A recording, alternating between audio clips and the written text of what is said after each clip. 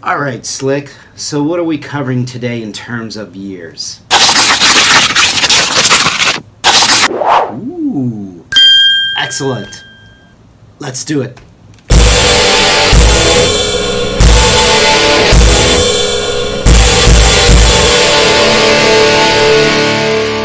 Okay, so 1993, 10 years later from when I started, which was 1983, learning music.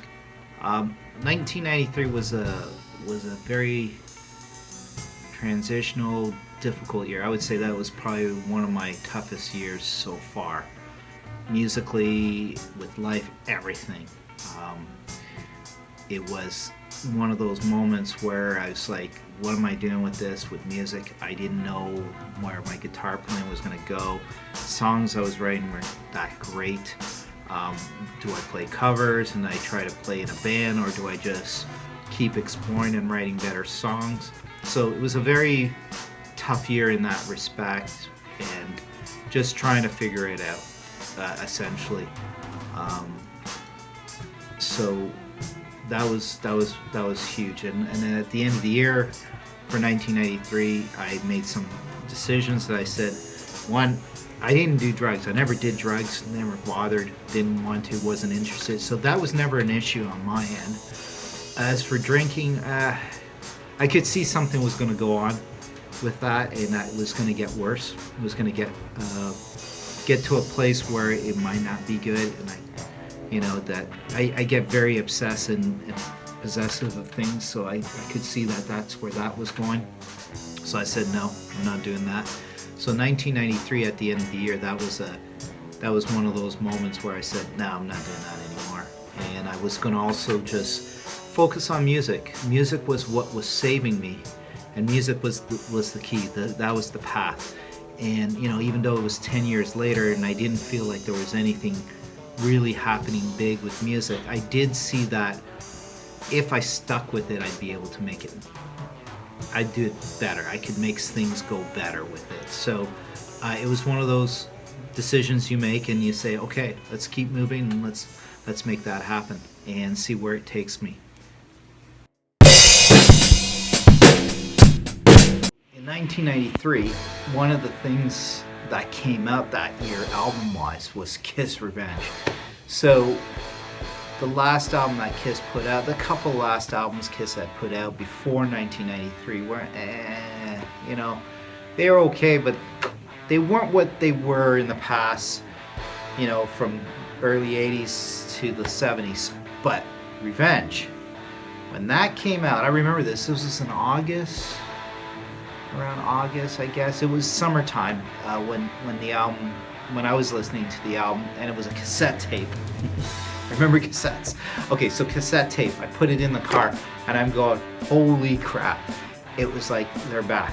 They're back with that sound. Gene's songs were like brilliant, like on Holy Thou Shalt Not, Spit, Domino. I mean, and then Paul's songs were like just right top notch. Like I just wanna and Take It Off, and all the other songs that they put together on that album. It was just really, really good album, and it was like, thank God they got back into the rock genre again, and they're playing rock and roll, and just a really solid album. And I was like, oh, can't wait till they go to tour this album.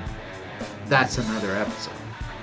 It's not in this episode, but I will talk about that particular tour, actually, Maple Leaf Gardens. So I'll talk about that at another episode. But one of the big things about that album in particular with Unholy, it was just the production. Just they had Vinnie Vincent write some songs again, who was an excellent songwriter.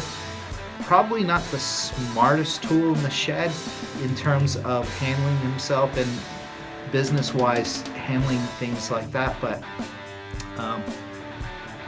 very talented in terms of guitar playing and songwriting. Bruce Kulick, of course, was just incredible on that album. Great guitar work. Gene's bass lines were just awesome, and drumming wise, I mean, Eric Singer, you couldn't ask for better. I mean, they were just really, really good. Really good, solid album. So that was for Kiss Unholy. It was a good album, and Highly recommended if you're a diehard Kiss fan. Check that album out if you haven't, or listen to it again. You'll see what I mean. How that it's really a really solid album. One band that I discovered that year, and it was their first album. It was Life of Agony. Life of Agony, River Runs Red. What an album! It was a concept album, just a really tight, very super well production-wise written album. Like, just the whole theme was incredible, and the way they went in between songs with little clips, sound clips. Oh, it's really, really good. And I stuck with them. I stuck with Life of Agony for many years, and later on you'll hear the story about me going to see them again in 2019. But that's another episode, and that's another story that I have about that. But in terms of in the way they were using the bass and the drums, and just the singer himself Keith was just an incredible vocalist, and the way he was putting those melodies out there, and just it was different. It was like, this is good, this is really good. So if you've never heard of Life of Agony, check them out. Check out their albums, and check out the River Runs Red. Really classic album. It's considered one of those top albums of that year, but also in the genre of metal, it's a really high up there album. Check it out, it's really good. How could I not talk about 1993 without talking about Motorhead? So, a couple funny stories about Motorhead. Bastards came out that year. Bastards was recorded in Los Angeles, and in Los Angeles there was a riot that happened when they made that album. So that was in 1992. So the album was made in 1992 but released in 1993 through a German record company. Why that's significant is because one of the stories about that album, Burner, which is one of the songs, incredible song, incredible album, classic. You want to talk about classic album from that time period, that was it. You have to check out Motorhead's Bastards album. Really, really tight and very well written album. But they're doing the song, or they're coming up with songs, and they're recording that day at the studio, and they're in Los Angeles, and suddenly they're watching TV, there's a riot happening, and outside they're looking at the pictures that they're seeing on TV is what's happening outside their studio. So the producer takes off, the engineer takes off, and Lemmy's going, holy crap, what just happened? If you ever check out Lemmy's book, his autobiography, he talks about it in there, and it's a really great time frame and story about that. In terms of how it was released through like an import, meaning like in Canada, it wasn't locally distributed. We had to buy it as an import. My friend and I, Rob Gavitz, who you remember in a previous episode, is who I met in 1989 through Peter Jurasik. He and I went to Toronto at a record store, and they had Bastards as an album, and I didn't realize they had a new album. So it was 1993. We buy this cassette tape. He bought one too, and I bought one, and we put it in the car, and I'm going, holy crap. I said, this is really good. The very first song was like you're listening to it on vinyl, and it was it was like, wow. They were back to their heaviness, and it was with the four of them. It was Wizzle, Phil Campbell, and then there was Mickey D playing drums, and then of course Lemmy, and that first song with the vinyl sound effect, that was On Your Feet or On Your Knees. Really great song. And it's like I Am Sword, there's Burner, there's Liar, which is extremely good, which was a huge influence songwriting wise for me, but really great, solid album. And it was like, okay, if they ever come to Canada to tour with this album, we got to check this out. So Rob and I were really, really into this, and Rob was like going, yeah, we got to check them out. So next episode, there's a story about that and how I finally get to see Motorhead firsthand live in a concert, because at that point I had missed them a couple times. That I missed them in Toronto at Maple Leaf Gardens, so I never got to see them live in that respect. So it was like it took some time before I could actually see Motorhead live. So, but Motorhead up to that point, from 1981, No Sleep Till Hammersmith, I was learning everything about Motorhead and learning to play their songs, and really got influenced by the bass playing of Lemmy. And I think I would say, yeah, around 86, 87, I started working with that style of playing, with the heaviness of the bass sound on the amp and just getting chords played more. So that was really the seed of why you hear the bass guitars on the Planet Cool Music stuff. So yeah, that was amazing album. Motorhead Bastards, you gotta get it. It is totally classic. Also in 1993, I mean, I wasn't writing too many songs. I was kind of writing a little bit with Rob, or just trying to write stuff with Rob. And, you know, Rob Gavitz came up with an idea for a song. He says, I'm not sure the seed of it or how that came about, but he says, here, I've got this song idea, kind of more of a rockier Motorhead type song in that vein. And he says, you know, I think we can maybe do something here. Here's the lyrics. Here's what I'm thinking. And it was Give Me Rock or Give Me Death. So yes, 1993 is when that song, which you've heard on YouTube, and it's one of those songs that are staples when I'm going to be playing this stuff live, because that is the whole direction and purpose of what I want to do with this now in 2023, especially it's the 40th anniversary, is get this stuff out there live and playing these songs. So, you know, in a way, that's 20 years old. Well, no, 30 years old. Sorry, I can't do math. I don't know why.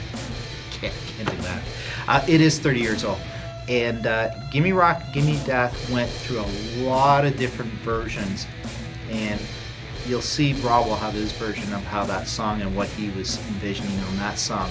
Hopefully he'll be able to explain his side of how that came about. But that stuck. That always stuck as a song that I thought, this is a good song title, and this could be a really, really classic song. So Gimme Rock or Gimme Death, I thought, that's an anthem. That is something that's gotta be punchy and just right in your gut. And it did end up that way. It went through, like I said, a lot of variations, but eventually in the last few years I was able to solidify it and make it really, really tight. There's a lyric video now on YouTube with that song, and it's brilliant. I just love it. I just love the fact that it became what I wanted it to become, kind of like a very heavy rock, in your face anthem that says gimme rock or gimme death. That's it. Simple as that. So and the guitar is very simple guitars. The soloing is like basic, but very, you know, in your face, very fast, and the drums being very simple but effective, very pounding, thundering type drums, like in the lyrics that it says that. So yeah, had a lot of fun. I had a lot of fun working that out, that whole song out. And you know, I always, you know, I even have it on the mug. It seems to be like a staple, but also it's a mantra. So, you know, give me rock or give me death. That's it. Simple as that.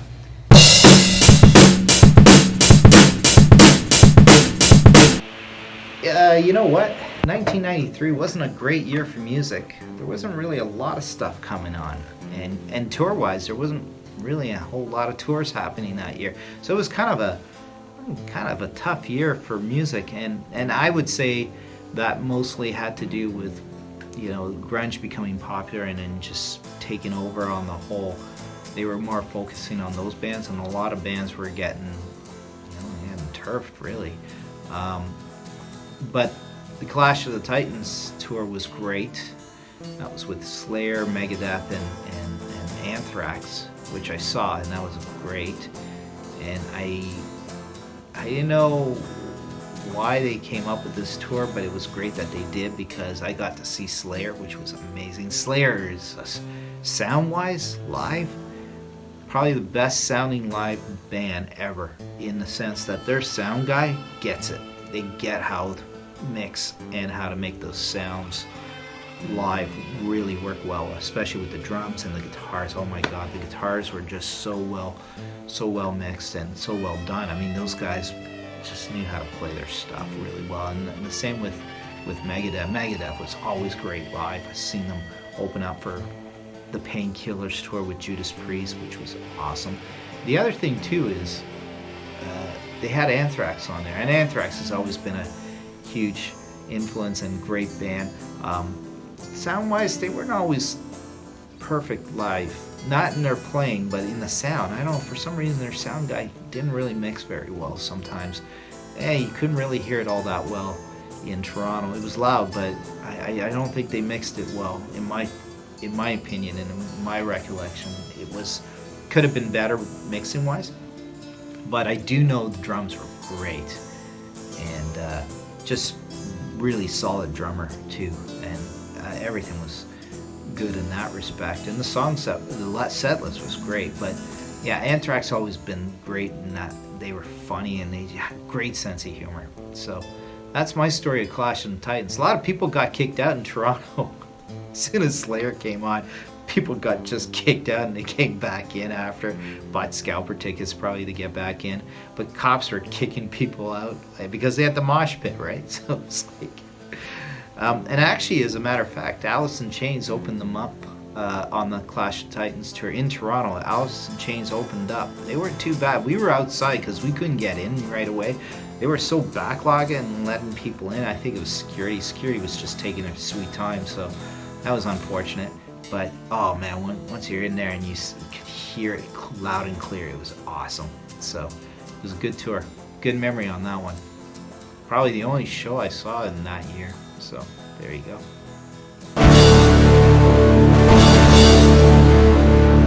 From the hip up. Yeah, that's kind of what I've been doing. Okay. I'm already doing it. What are we doing here? Are you already supposed doing to interview me? Or Yeah, what? because then you might get parts that you like from them. Oh, look at that. She's already shooting. It's all the candid stuff. You might as well put it in the blooper reel. Yeah, exactly. Well, there is a blooper reel. Put it on the blooper reel. So, this is the famous Rob Gabbets that I talk about. Yeah, I don't know what he's talking about. You are on the documentary because I talk about you in so many different episodes. Well, if there's any chance of this thing going double platinum, I want my 10% share. Yeah, I'm gonna have to. Well, double platinum to us is selling 5 copies. Yeah, 5 copies. So, right? Rob, I met in 1989 through Peter Jurczyk, as I tell the story. Rob is and will always be a drummer, even though he doesn't play right now. But I got influenced by Rob on both the drums, but also the music that he got me introduced, which I really appreciate. Because there's so in the documentary, what I do is I talk about the people who got me introduced to like different bands, especially with Van. Machine here, so yeah, especially Van Halen. Trying to get your hand. You're the one that really showed me what Van Halen was all about. Well, by 1989, I was transitioning out of the Van Halen phase. Yeah. Because of the whole drama, Dave, Sammy, blah blah blah. But musically, it was still there, and I know for a fact that I grew up more of a classical music background, which is cool. So the way Eddie played his guitar and guys like that, Malmsteen, the neoclassical stuff, and Paul was the blues guy. But we did have that connection with Priest and Maiden and Motorhead and that kind of stuff. We played a lot of songs. We jammed a lot of songs. I remember when we started jamming, I said, Paul, are you going to learn to play like Unchained or, Running with the Devil or that kind of stuff? But it wasn't his bag. And by the time we got to the Priest tribute in the late 90s, it was more of the Glenn Tipton thing. And it just went from there. What the one thing... So one of the things that was significant in what I talk about a lot of concerts, and one of the things that was really significant, and I talk a lot about it in one episode, is Motorhead. When we went to see Motorhead at the World, do you remember that? With Black Sabbath, With Black Sabbath? Cross Purposes Tour, the World, Mississauga. That's right. And man, we were really close up to the stage, and that was my first time ever seeing Motorhead. I think it was yours. You saw him before, right? No. No, that was the first time I saw Motorhead, 94. You and I, we both saw Motorhead. And I still blame Paul for taking me to the front of Motorhead because my hearing has not been the same since. That was the best. And What? I also, that was great. That was a really, What? yeah. Jackass. You know what? Also, I remembered, and I tell the story, is when we bought Bastards at that record store. Advanced copy. Advanced copy, yeah. And we went to see them at the World. Nobody knew the new songs. No, and we're like, that's yeah, right. yeah. Everybody's like, huh? We don't know these songs. And then there's another significant moment with Motorhead is when we met Lemmy in, I think it was 2000. 2000. It was yeah. the... Wasn't that the Hammered tour? No. No, it was the album before that. After Snake Bite... No, not Snake... Was it Snake Bite Load? No, we did see them on that tour, but there was the one after. Yeah, we ended up backstage with Lemmy. It wasn't Overnight Sensation. No, it was the album after that. It was the album after that, yeah. And We that ended up backstage with Lemmy. Oh, that was awesome. My brother bought the roadie a bottle of Jack and gave it to Lemmy.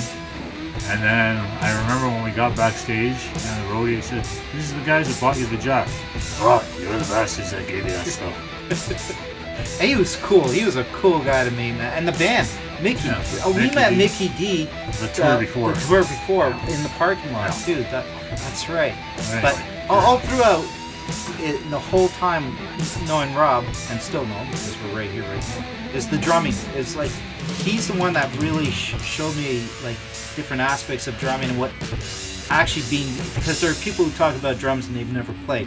This guy actually played and he actually knew what he was talking about. So just learning what you were doing and how you were doing it, that really helped me, which then eventually he sold his set to me. So what you see in the studio is actually his old set. So that's kind of cool. Only thing I'm trying to get him to do is play double bass.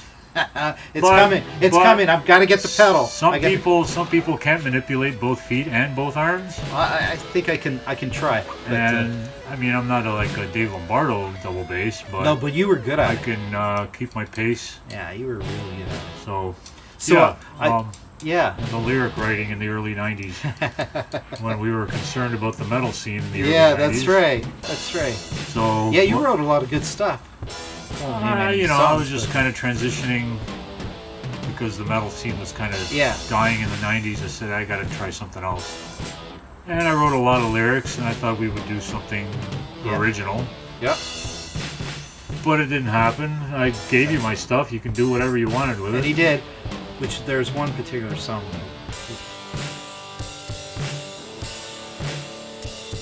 But I do remember the first time Paul took Stephanie to see Megadeth. Euthanasia tour, Maple Leaf Gardens, That's right. 1994. And there was a condition. I still remember the condition. There we Steph go. will go see Megadeth, Yeah. and Paul will go see Barry Manilow. And I talk then, about this. and then, when we went to see Priest at the Opera House on the Jugulator There tour, we go. we were all in line. It was February. True It was story. freezing. And something came about. We're all in line, hundreds of people. And I went to see Megadeth, That was you. but he went to see Barry Manilow. And I remember a couple of hundred people turned around and went and said, Yeah. "Went to see Barry Manilow. We're in line for a Priest concert. Barry Manilow." Everybody turned around and went, "Barry Manilow? We're at a Priest concert. Who's talking about Barry Manilow?" I remember that. Yeah, that was real fun. And Paul Yeah. turned as red as a tomato. But Steph was laughing and said, "Yep, that was me." Yeah. Jackal. We went to Cincinnati to see Jackal. Remember Oh that? my God. Yeah. And that was the day we found out Princess Diana. Was that day or when we were going to Detroit to see Dio? No, I didn't go to see Dio in Detroit. I could have sworn it was We went Dio to and Pete. Cincinnati. Nope, it was you, Pete, and somebody else. Okay. But we went to to Cincinnati to go see Jackal at this outdoor show, and you and I 97. went. Yeah, and that day we found. We were out- driving to the States anyway. Yeah. Yeah, that's right. That was the day Diana We died. also we went to see Iced Earth in Cleveland. Cleveland. That's right. So we got to see a few. Cool We've been on a stuff. few road trips. Yeah, they were great, man. I love those. Those were awesome. And okay, so one question for you, and I don't know if you're gonna recall, but in the time in the '90s, you were writing lyrics, and we were working that out. Give Me Rock, Give Me Death. Do you even remember how you came about with that one, or how that came about? I don't remember how I came up with that title, but there was a line, and I think it was a Motorhead song. I could have sworn something about Given Rock and I Won't Give Up or something. I don't remember. Right. But I was in that phase of writing lyrics. I think I was just writing lyrics like constantly for like 3-4 years, 93 to about 95. Yeah. I was just constantly writing lyrics. I know a lot of stuff on Black Sabbath's Dehumanizer inspired me. Yeah. Dio, obviously, as a lyricist. Oh, yeah. I'm not a lyricist, I'm a drummer, but I was constantly coming up with stuff, rhymes and lyrics and stuff. Obviously, things were changed as melodies were progressed. Yeah. And I gave him the title of that, and I said, it's yours to do whatever you want. And I had a whole binder full of lyrics. I think there was maybe about 70, 80 song titles and lyrics that I was just coming up. Basically, it was just poetry, but kind of breaking them down into lyrics and song structures. And we might have to change this line for that melody and whatever. And I gave it to Paul, and I said, do what you want. And I did. And all these years later, we're talking maybe 25 years later, he's still stuck with the Give Me Rock, Give Me Rock or Give Me It's Dad. the best, coolest to title. me, after writing it, it was like, okay, it's just another title. But the concept was there, and he chose to stick with it, and I'm still waiting to hear it. It's online. It's on YouTube. I don't remember, but, complete song, bass, drums, yeah, vocals, it's all there. Everything. Steph writes lyrics too, eh? That's how that came about. I just know in the mid-'90s when our whole metal world was transitioning into something that was not popular. It never was, but I just went to the whole thing. I'm going to start writing my own stuff. You remember Clash of the Titans? Were you there for that? Of course I remember Clash of the Titans. June 21st, 1990. 91, sorry. Alice in Chains opened up for that. CNE. I remember Alice in Chains. We walked on and I'm like, who the hell are these guys? Yeah. And that whole year, that whole scene blew up. And yeah. But that was a good tour. That was three good bands. Slayer. That's another thing. We went to see Slayer together too. Specifically to see Slayer. Oh yeah. Yeah. Slayer was amazing. Loud. I mean, Anthrax, Megadeth, all good stuff, but Slayer was our thing in the early 90s. Did you see Maiden with Dio and Motorhead? Yep. You were there. Molson Amphitheater. Were you with me and No, I was with Peter? Marco. You were with Mark. Okay. Yeah, that was good. Peter and I talk about that particular show because I Dio still remember when Lemmy left his bass leaning against the amps and the band walked off and all you hear is bass feedback. Oh, that was the best. Oh, that was so cool. But I thank Paul for my hearing loss. Going to see Motorhead in the front. That's what it's about, man. Do you remember that time? I think it was that time we met Lemmy, where we were in the front for about 3 songs and we couldn't take it anymore. It was so freaking loud. That's right. And we had to move to the back. That was at the World. No, that wasn't at the World. That was at RPM. Oh, that was... Oh, RPM, that's right. I never played guitar. I tried to. I could never be an Eddie Van Halen or a Glenn Tipton or somebody like that, which to me... Oh, and there's also the Chris Oliva from Savatage. Oh, yes. Who tragically was killed by a drunk driver in 93. But the first time I saw that guy play, I said, Paul, you got to listen to Savatage. Yeah, if there's anything, that's right. If there's anything you can appreciate, you got the Eddie Van Halens and the Malmsteens and those guys. Guy was good. But Chris Oliva was one of those underrated guitar players. I could never play. Yeah. But when I see him play, it's like everybody knows my favorite band is Priest, and I grew up with Van Halen. But to me, Chris Oliva was my favorite all-time guitar player, just because of what he could do. Yeah. He was like, if you put Randy Rhoads and Eddie Van Halen and Yngwie Malmsteen all in one, that's what Chris Oliva was. Yeah. Unfortunately, his life was cut short and his career was cut short.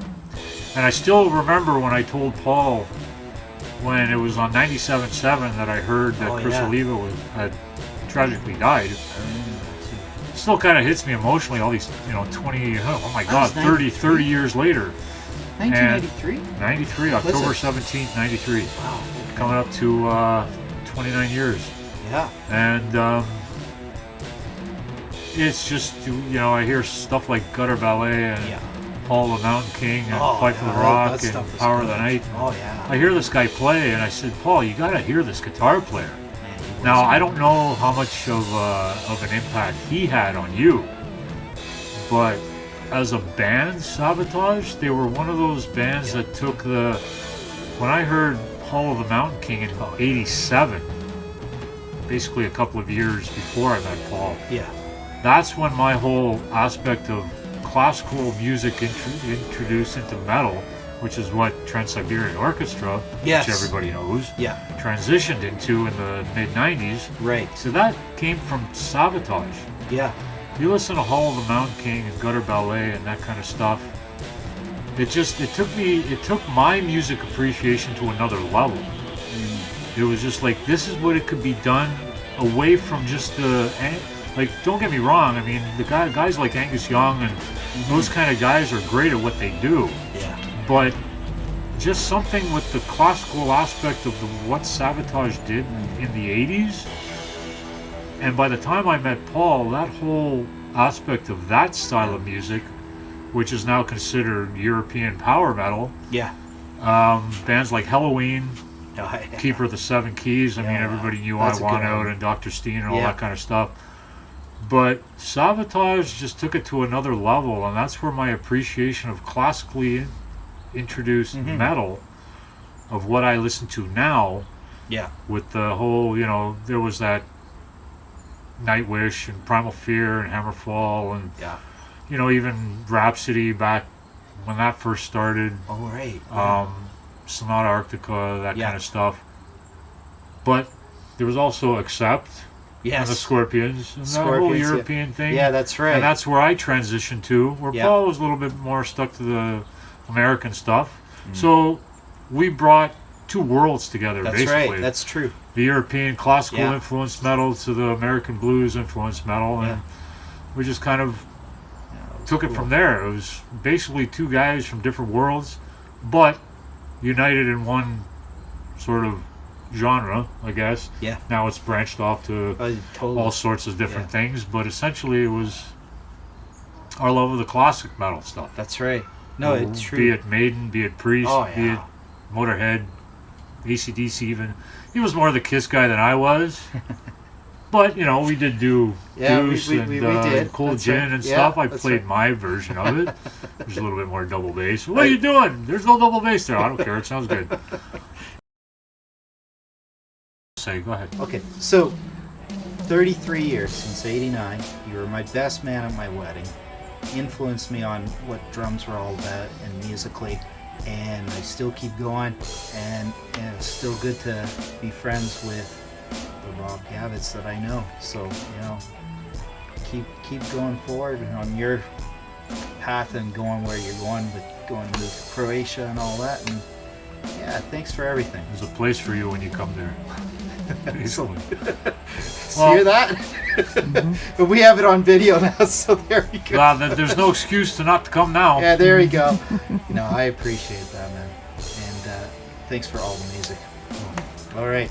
Well, what I could say in the time of knowing Paul, yes, I remember being his best man and me and Craig throwing him into the Macarena pit and me and Craig laughing, ha ha, sucker, we ain't falling for that. Yeah. But anyway, there was a lot of discussion as to let's start a band. Do you remember when we started the Priest Tribute? Yeah. And, as bands go, there are falling outs and disagreements on certain things. There was a time when the Priest Tribute kind of took a different trajectory, and some friends were ousted for certain reasons, and there might have been a little bit of a falling out. I do remember. Yeah. But that falling out didn't last long. No. It was like, what was this about? Was this about giving up That's right. 15 years at that time? Yeah. Of, That's right. Are we gonna screw this whole thing up because of a band issue? Or are we gonna look back and say, you were my best man at my wedding, your daughter was flower girl at your wedding, and all these years of that because of a band issue? Yes. So after all that drama, which all bands go through, but friends shouldn't. No.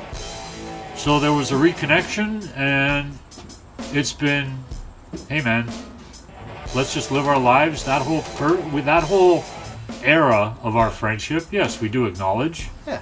there was issues, but they weren't personal. No. They weren't friendship related. It was a business thing. Yeah. And by the time we realized it was a business thing, it was like, that's why we didn't talk for 2 years? Is that why? Yeah, it's kind of And I crazy. thought that didn't even make sense then. No, it didn't. And essentially, that band became what it was Yeah. for the short time that 4 years that I was in it. Yeah. And I had enough. Yeah. And then by the time that ended for me, I realized, hey man, I haven't talked to Paul because of this band issue. And we reconnected. And we never really spoke about it until now. Now I'm bringing it up, which is 20 years later. Yeah. And I don't know if he remembers, but I remember. Okay. And being friends for probably about 10 years up until that point. Yeah. When we did the Priest tribute in the late 90s. Yeah. And me leaving in 2001. And I do remember when we asked Paul to leave, which was in 2000, so probably about the year prior. Yeah.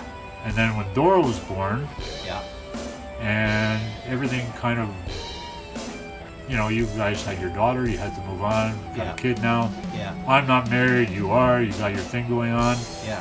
And then when I got married to my beautiful wife Anna, which is sitting over there, we asked Dora to be our flower girl. So the whole reconnection process, the talking about the whole Priest tribute band thing never became an issue. No. But I'm bringing it up now, Okay. only to kind of remind Paul, if he remembers that era, late 90s, early 2000s. I remember, and it still bothered me. Yeah. Because we carried on without Paul and Pete, Yeah. and we went with another group of guys. Yeah. We did our thing for 3-4 years. Yeah. Paul went back to doing his thing. I gave him the okay to use my lyrics. And like I said, there was a time when we didn't speak for a while. I thought maybe he was bitter about the whole ousting of the Priest tribute. And then we grew up, had families, got married. Yeah. He carried on.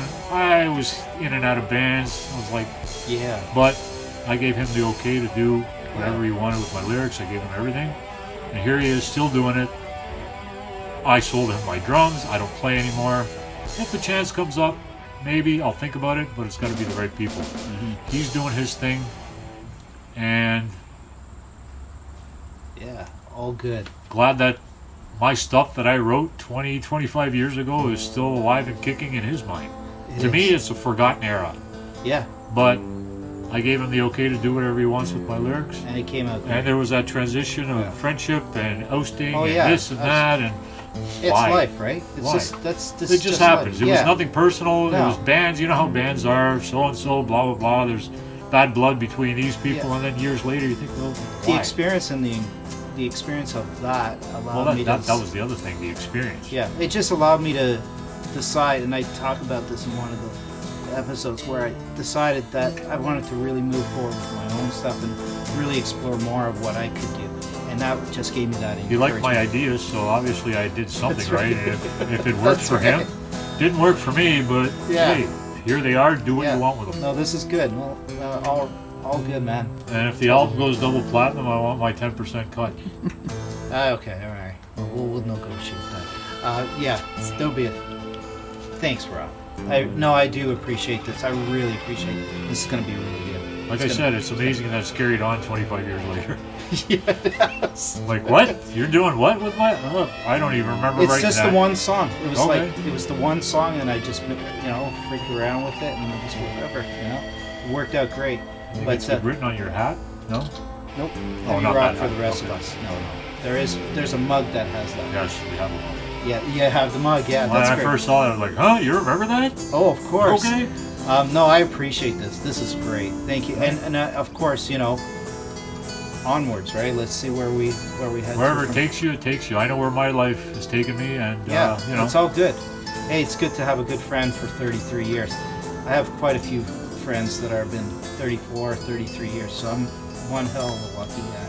remember New Year's Eve jams? I wish he hadn't brought that up. New Year's Eve jams, yeah. What? 1993. Do you remember that Yes, one? I do. Yeah, you remember what happened. Yes, I right? do. Metallica. We were playing Ride the Lightning like crazy. We were also drunk, and Well, we won't get into drunk's one of those words that's objective to the eyes of the Yeah. ears or the eyes of the beholder. that. Burned a few things that night too. Anyways, cut.